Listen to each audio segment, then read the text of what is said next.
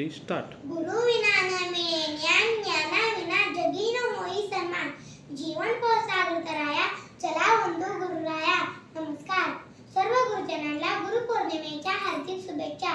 मी श्रुतिका विमल तांबे. माझ्या शाळेचे नाव विद्या विकास मंदिर नेरळ. माझ्या गोष्टीचे नाव एक तरी ओवी अनुभवावी. कौरव आणि पांडव आश्रमात राहून शिक्षण घेत होते. एकदा त्यांच्या गुरुला काही कामानिमित्त बाहेर गावी जायचे होते. जाताना त्यांनी सर्व विद्यार्थ्यांना येईपर्यंत काही पाठांचा अभ्यास करण्यास सांगितले.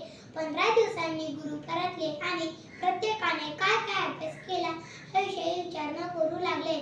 प्रत्येक जण आपण कसा जास्तीत जास्त अभ्यास केला याविषयी सांगू लागला. शेवटी धर्मराजाची पाळी आली.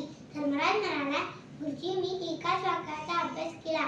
हे ऐकून गुरुजींना खूपच राग आला, कारण धर्मराज हा गुरुजींचा अत्यंत आवडता आणि हुशार विद्यार्थी होता.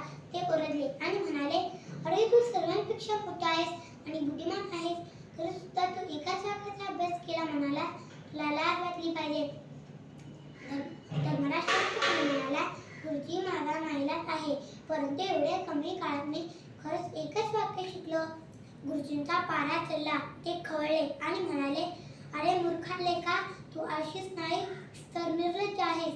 तरी धर्मराज शांतच होता. धर्मराज म्हणाला, गुरुजी, मला माफ करा, पण मी खरोखर एवढेच शिकलो. त्यांनी रागाच्या भरात धर्मराजाच्या थोबाडीत मारायला सुरुवात केली. तरीही धर्मराज शांतच होता. त्यांना वाटले की धर्मराजाच्या म्हणण्यात काहीतरी तथ्य असले पाहिजे.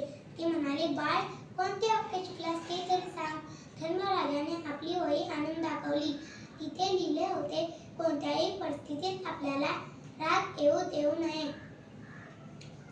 या एका वाक्याने गुरुजी आणि बाकीचे विद्यार्थी काय समजायचे ते समजले.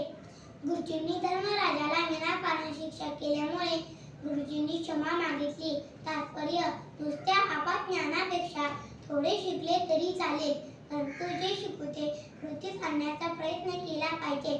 संत ज्ञानेश्वरांनी म्हटलेच आहे, एक